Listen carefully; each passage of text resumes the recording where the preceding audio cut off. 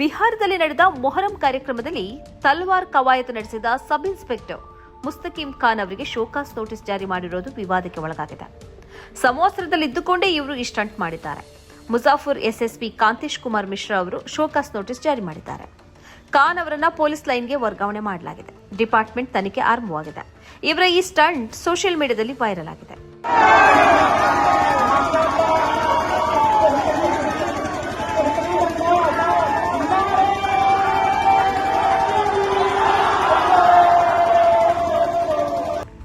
ಆದರೆ ಇಂಥದ್ದೇ ಕೃತ್ಯವನ್ನು ಉತ್ತರ ಪ್ರದೇಶದ ಸಂಬಾಲ್ನಲ್ಲಿ ಸರ್ಕಲ್ ಇನ್ಸ್ಪೆಕ್ಟರ್ ಆಗಿರುವ ಅನುಜ್ ಕುಮಾರ್ ಚೌಧರಿ ಅವರು 2025 ಜನವರಿಯಲ್ಲಿ ಮಾಡಿದ್ದರು. ಅನುಜ್ ಚೌಧರಿ ಅವರು ಪೊಲೀಸ್ ಯೂನಿಫಾರ್ಮ್ನಲ್ಲಿ ಇದ್ದುಕೊಂಡೇ ಹನುಮಾನ್ ಗದೆ ಹಿಡಿದು ಧಾರ್ಮಿಕ ಕಾರ್ಯಕ್ರಮದಲ್ಲಿ ಭಾಗವಹಿಸಿದ್ದರು. ಅವರು ಗದೆಯನ್ನ ದೇವರ ಮುಂದೆ ಅರ್ಪಿಸಿದ್ದರು. ಭಜನೆಗಳಲ್ಲಿ ಭಾಗಿಯಾಗಿದ್ದರು. ಈ ಬಗ್ಗೆ ವಿಡಿಯೋ ಸೋಷಿಯಲ್ ಮೀಡಿಯಾದಲ್ಲಿ ಹರಿದಾಡಿತ್ತು. ಇದು ಯೂನಿಫಾರ್ಮ್ ನಿಯಮದ ಉಲ್ಲಂಘನೆ ಎಂಬ ಟೀಕೆಗೆ ಗುರಿಯಾಗಿದೆ. ಪೊಲೀಸ್ ಯೂನಿಫಾರ್ಮ್ನಲ್ಲಿದ್ದು ಧಾರ್ಮಿಕ ಕಾರ್ಯಕ್ರಮಗಳಲ್ಲಿ ಭಾಗವಹಿಸುವುದು ಪೊಲೀಸ್ ಡಿಸಿಪ್ಲಿನ್ಗೆ ವಿರುದ್ಧ ಎಂದು ಪರಿಗಣಿಸಲಾಗುತ್ತದೆ.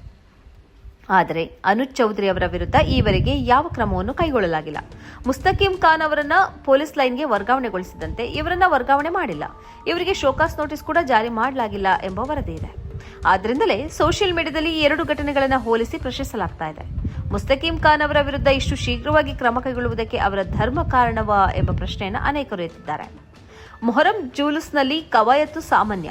ಇನ್ಸ್ಪೆಕ್ಟರ್ ಮುಸ್ತಕೀಂ ಖಾನ್ ಅವರು ನೆರೆದ ಜನರ ಮುಂದೆ ಈ ಕವಾಯತು ಪ್ರದರ್ಶಿಸಿದ್ದಾರೆ. ಧಾರ್ಮಿಕ ಕಾರ್ಯದಲ್ಲಿ ಭಾಗಿಯಾಗೋದು ತಪ್ಪು ಅಂತಾದ್ರೆ ಉತ್ತರ ಪ್ರದೇಶದ ಚೌಧರಿ ಅವರದ್ದು ತಪ್ಪು ಆಗ್ಬೇಕಲ್ಲವೇ? ಅವರು ಹನುಮಾನ್ ಗದೆ ಹಿಡಿದುಕೊಂಡು ಮೆರವಣಿಗೆಯಲ್ಲಿ ಸಾಗಿದ್ದಾರೆ. ದೇವರ ಮುಂದೆ ಆ ಗದೆಯನ್ನು ಅರ್ಪಿಸಿದ್ದಾರೆ. ಈ ವಿಡಿಯೋ ಈಗಲೂ ಲಭ್ಯವಿದೆ.